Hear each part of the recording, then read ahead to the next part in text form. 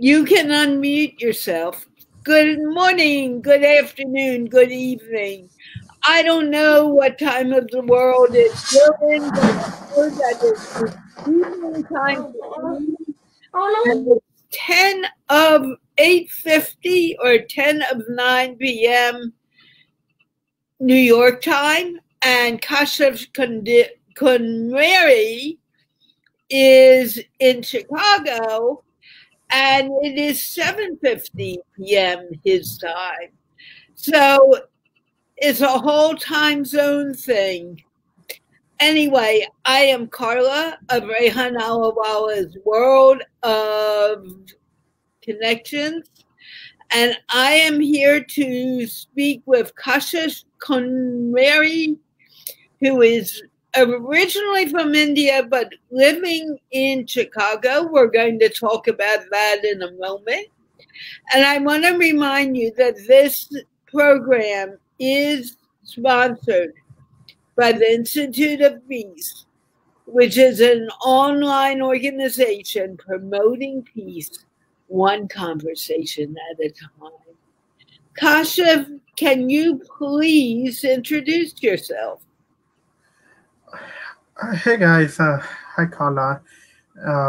My name, you already, obviously you told my name, Kashif Khundmiri. I got to know Rehan a few days ago. Apparently I am the admin for India-Pakistan Friendship Club, and that's an online Facebook group. It does have a long history to it. Me and my family, we came here in the US in 2003, end of 2003, about December, and we have been here ever since. And I went to high school in Chicago, and I also did my college here in Chicago as well. And I've been pretty active with India-Pakistan Friendship Club since my high school days. I was in fact the president of the Indo-Pak Club in the high school. That's where I basically first got acquainted with any of the cross-country clubs, and from there my passion just started. I mean, and when I went to college, I started a group, the same same group, Indo-Pak Club. But by that time, I was also on Orkut, and we had like a really large community, India-Pakistan Friendship Club, that was started by Rahul Mukherjee. It had like close to 100,000, more than 100,000 members in it. And, I got involved with many of the activities on that end. We organized many events, and we also had like groups, and we also had like support groups for people who wanted to talk about things that they normally can't talk about anywhere. And that was all anonymous.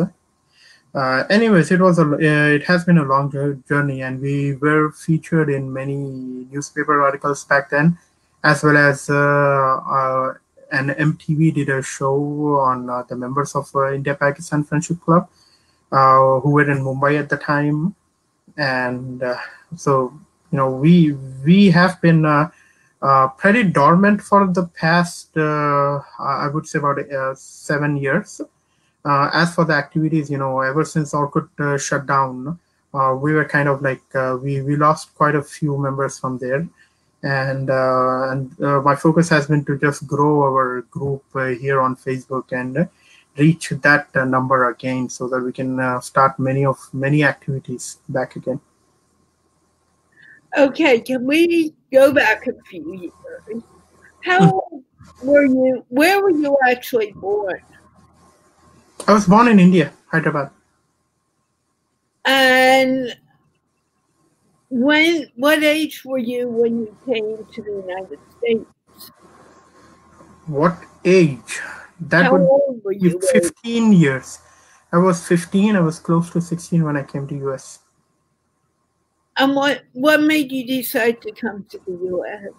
I know you came with a family, but what brought your family here?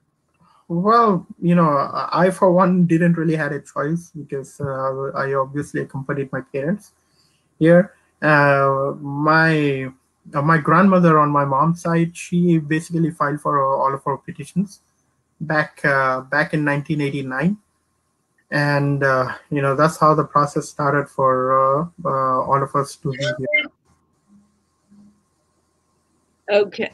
So you came in, what year was it that you came to the United States? 2003.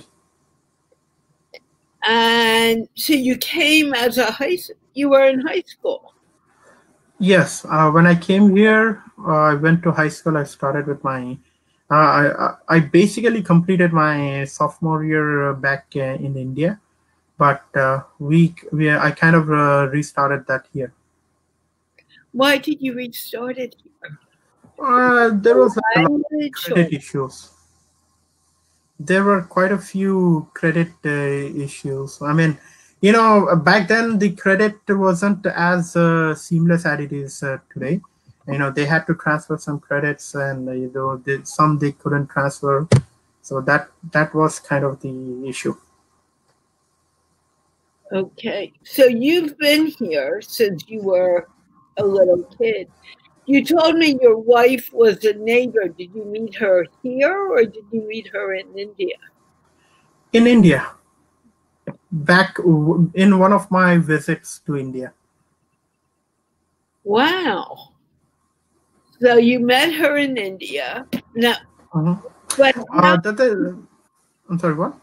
Go on. No, the thing is, I didn't really meet her, but I saw her, and my parents were also thinking the same thing. They asked me about her, and I told them yes, okay, and then from there it started, and we were engaged for about 2.5 years or so, almost 2 years, and then we got married back in 2014. Did you get married in India or did you get married here? In India, obviously. I mean, since she would never came to US before. So when did she end up coming to the US? I don't exactly remember the date, but I think it was October. I don't even exactly. I mean, it was back in 2016, I believe. Yeah. Wow. 2015 or 16. But you were already married. Mm-hmm. And that's really kind of cool. When you first met her, were you on an extended trip in India or was it a short trip? It was a short trip. My all of my extended family was in India, so we normally went to India from time to time. And like I told you, I for one particularly have been to India many times.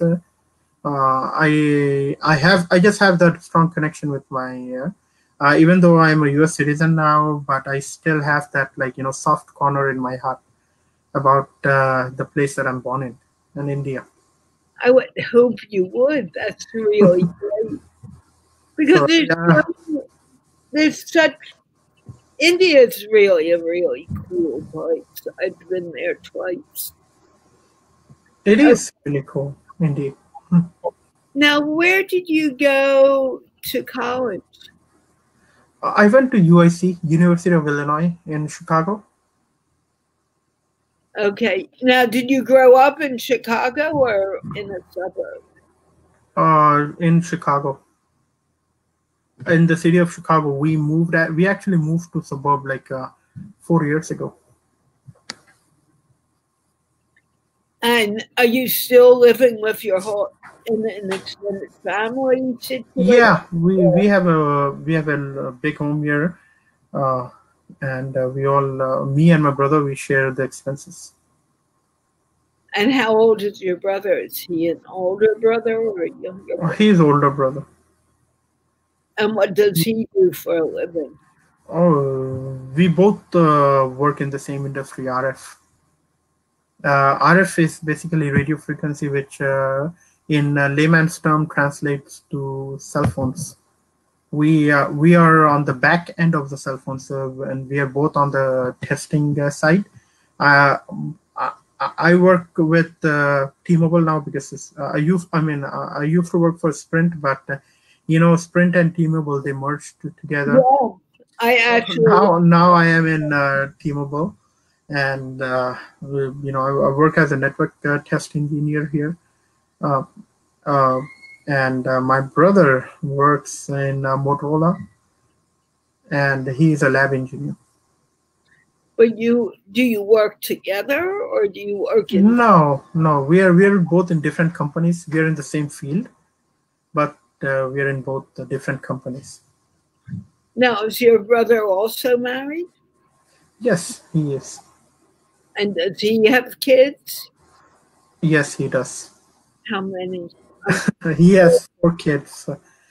One is about 10 years now. The other is 8, and he has 2 beautiful twins. Oh, wow. How cool.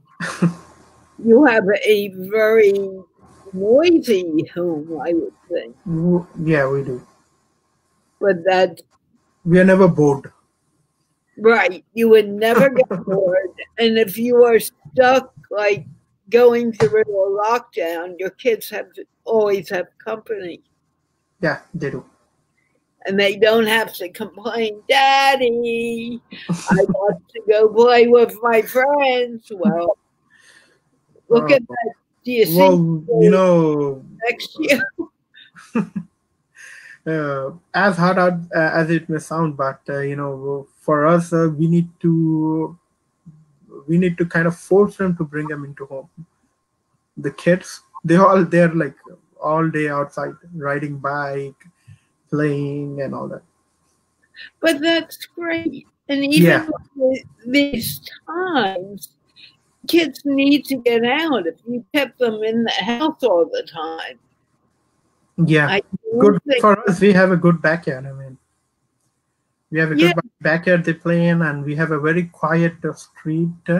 So not a lot of traffic. It's basically a dead-end street. And so we don't really get a lot of traffic or anything. So they can ride the bikes in peace. Great. Now, I grew up in that type of neighborhood. Now, then you went to college. Where did you go to college? I'm sorry, what? You already said the University of Illinois. Yeah, in Chicago. I went to college in Chicago as well. Now, do you have a master's or just a BA? The thing is, I actually dropped out of college.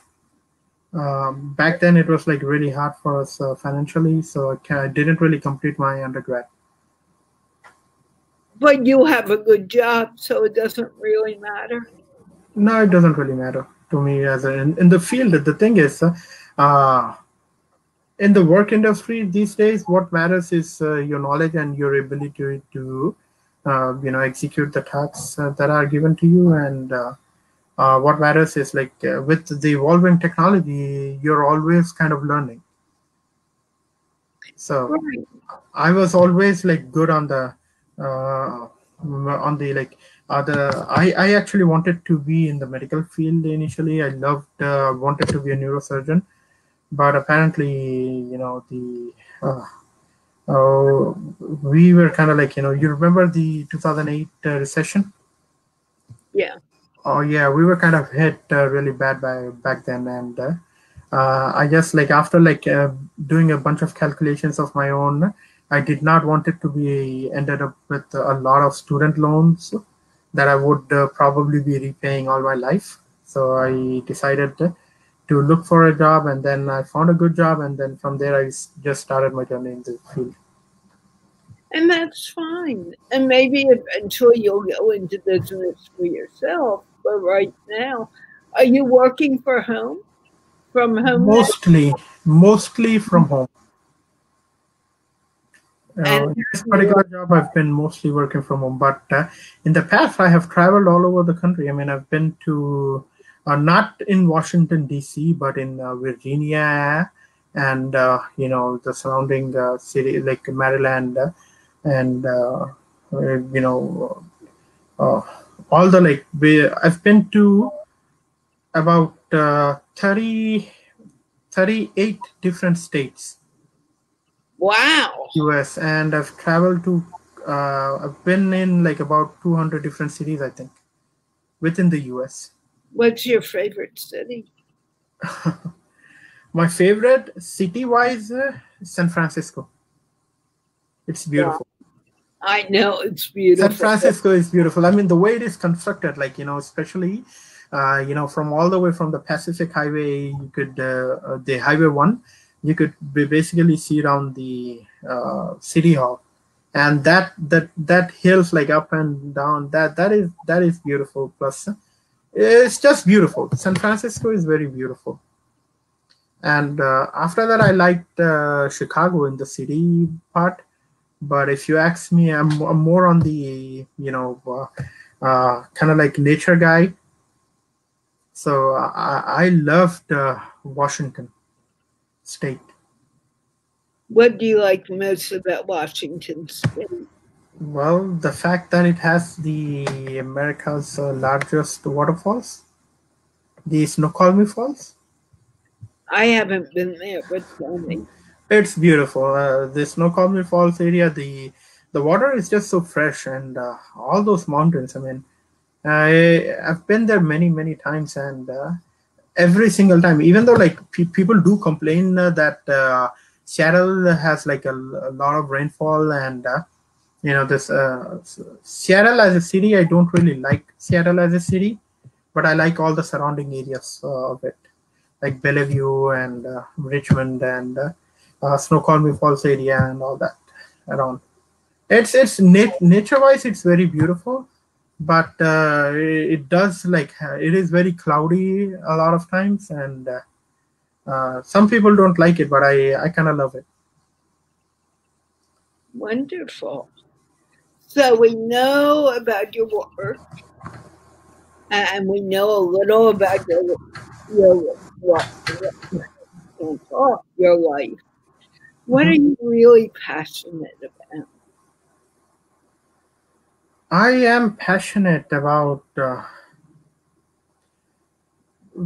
one of my two things that I've been always passionate about is India-Pakistan peace. That always drove me. We did like a lot of things when we were like a big in number. It was obviously a joint effort. We have like I'm still in touch with a lot of people, and I have seen people from like who were like extreme haters of each country, like from India people, some people they hated Pakistan, and from Pakistan they hated India, like anything India they hated. But I've seen them turn. I've seen them like change them into like defending their friends, and like they finally they understood that it really is magical. I mean, I when people talk, the differences tend to go away. The misunderstandings, misconceptions, they tend to go away. And we organized vaccination camps in India, and we didn't really get a chance to organize them in Pakistan, but we did in India. We had a radio station. People from all over the world basically joined it, and they had like it was like sometimes there was no real time limit to it. Sometimes from 30 minutes to like it went on for 3 hours, and we had like in our magazine.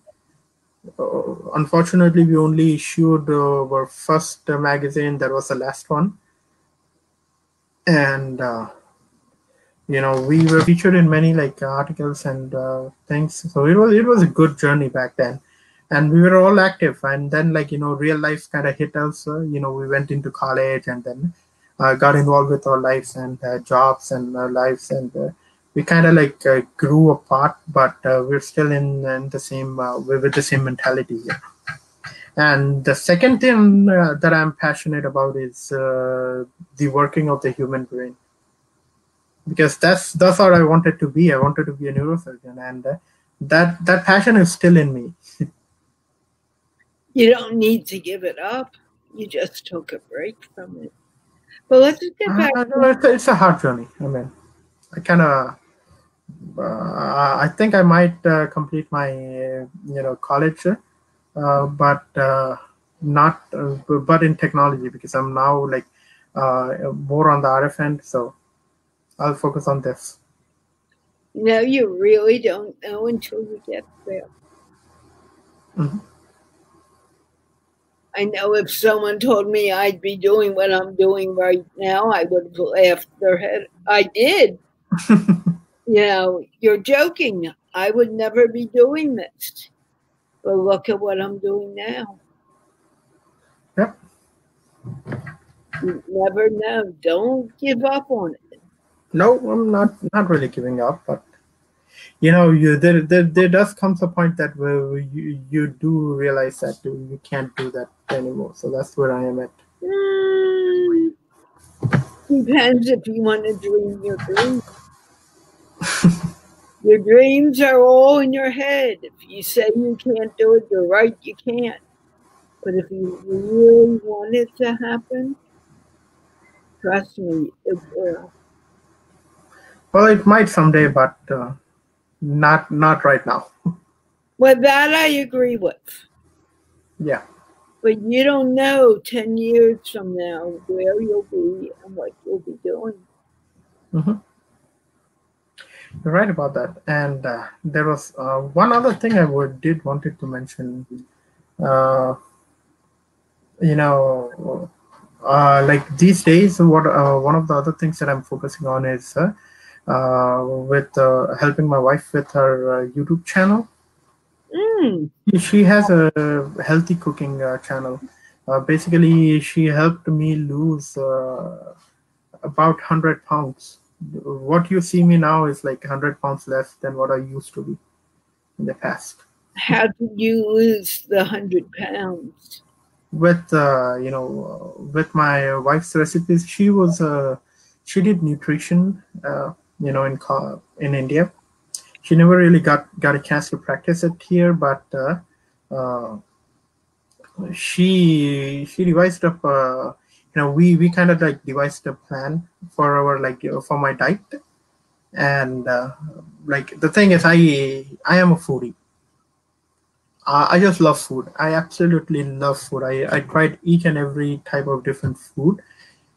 From Japanese cuisine to Italian to Mexican to just American or like continental, to Chinese to like Indian, and you name it, I've tried it. And I can't when I was thinking of going on a diet, I couldn't really do it the traditional way, which is like eating salads or like things like that. I wanted like good food, like really tasty, good like spicy, good food. I never liked bland food, like just salads or like eating like boiled stuff and everything. But so we decided, we came up with a plan, and the way she cooks, it's an amazing. In 6 months, I've lost about 100 pounds. What made you decide that you wanted to lose all that weight? Yeah, I mean, I was active all the time, but I've always been fat from my birth. Kind of like never seen myself like slim or thin. But I was just tired of all that fat, so I decided to lose fat the healthy way.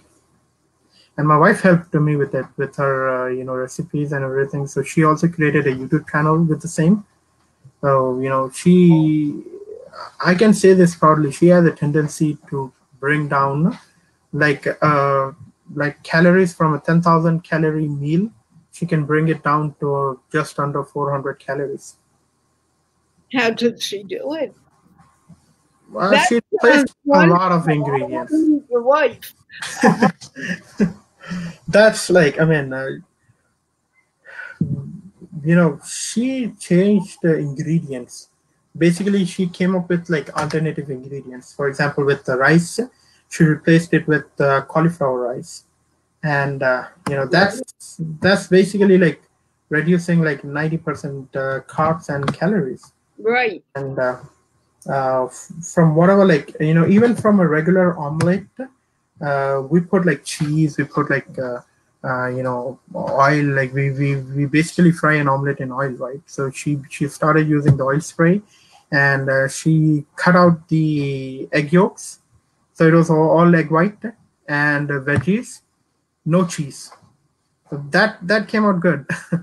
And she even made like you know fried fish, like lemon garlic fish, like even like sweet dishes, if you can believe it. Like a few days ago, like a month ago, she made a cake. Like the entire cake was only 345 calories, Wow.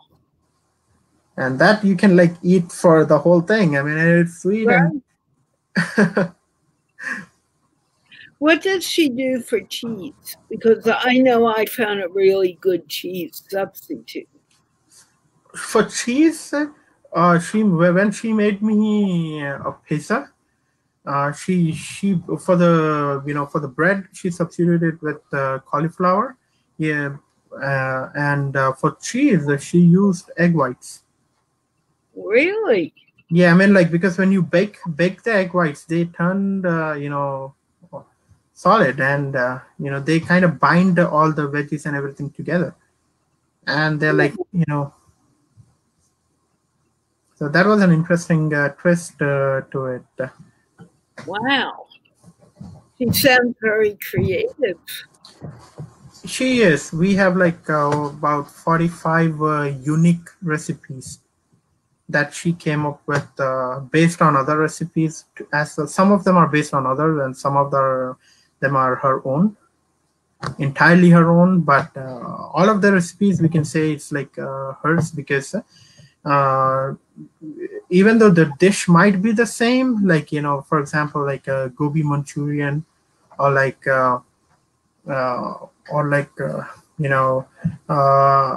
omelette or egg white omelette or something, but the ingredients she put them were of her own. That Everything is readily available in the kitchen. A lot of people started, like, after like uploading the videos and everything.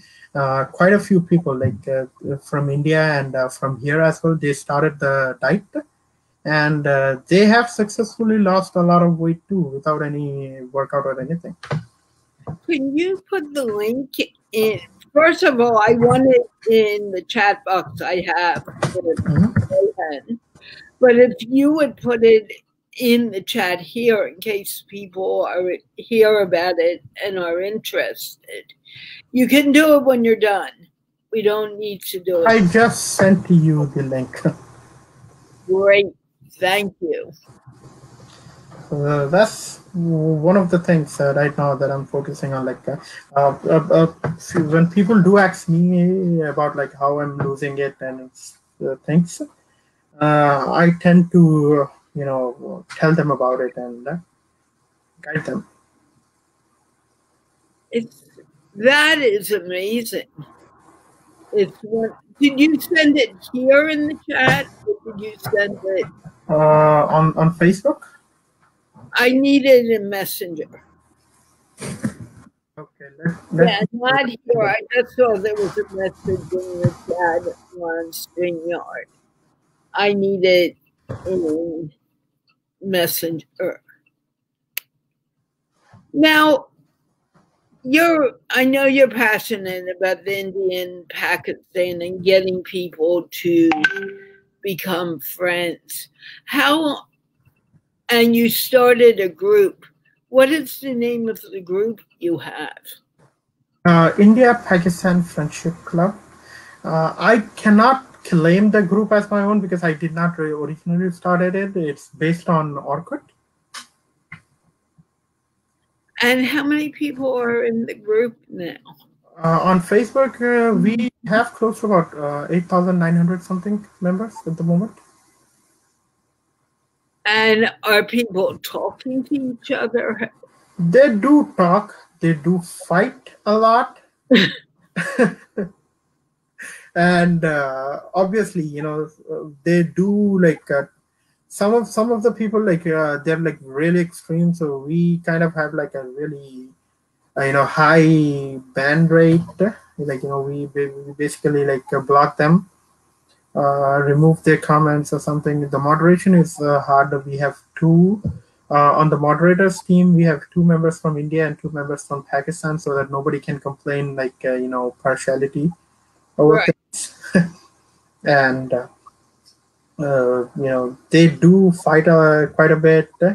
I have like in the past too. Sometimes when I lose my cool, like we do have like heated debates as well. But then at the end of the day, people are talking.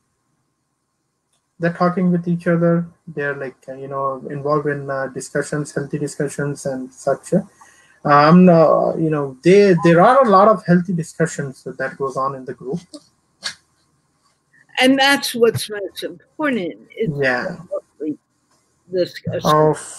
For our moderation part, we like since it's a friendship group, we don't really like enforce the friendship idea on people. What my my focus was initially was that people need to talk about the differences. That's the only way to get rid of them. I agree. If they don't talk about the differences, then they're not going to get rid of them. And sometimes talking about differences leads to really heated arguments, kind of like virtual fights. And that is okay with us as long as they're maintaining a basic dignity of, like they're not resorting to harsh words or like foul language and things like that. That's great. And as we were talking earlier, and I just want to mention it again, that I have a group meetup every Friday at 12:30 p.m. New York time. What time? I'm sorry. 12:30 p.m. Okay. Eastern time. For you, it would be 11:30, and I would love you to come and join us and bring your friends. Hopefully, I will definitely, and I'll do talk to some of my friends from across like from IPFC who have been like always there in IPFC. We call our group India Pakistan Friendship Club, short for IPFC. It was I'll also try to bring in the original owner of the group, who basically started that group back in 2004 on Orkut. I'm not sure if you remember Orkut. No. Now Orkut was owned by Google. They are not there anymore. It was one of the first social media sites before Facebook, and a lot of people were on it. And that this group has its history from Orkut, so we kind of extended that on Facebook, and we went from there. What I will do is I'll send you the flyer so you can post it in your group. Sure, definitely. I can, I can just send you I can even put the group link in the chat. But can I post in the group? Yes, you can definitely post it there. And I'll pre-approve you for all of your posts, so that you never really need to wait for anything. Okay, so I will send me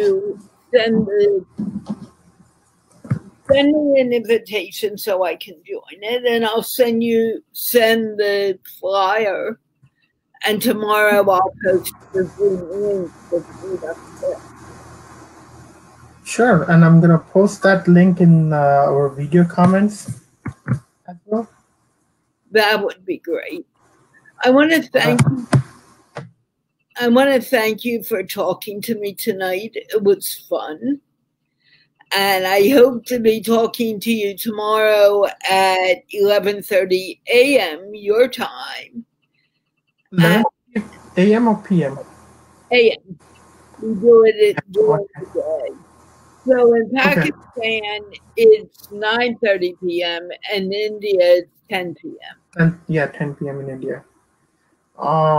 So for tomorrow, I can't promise you anyone, but I'll try to get people in. Well, you can never promise anyway. Exactly. At least you'll have the information, and I will put it there. Sure. Thank you so very. And I will also add you to our messenger group for India and Pakistan.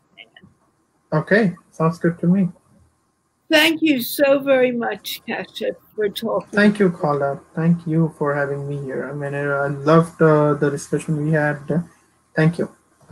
And thank everyone for watching. And we're going to say goodnight now and wave goodbye.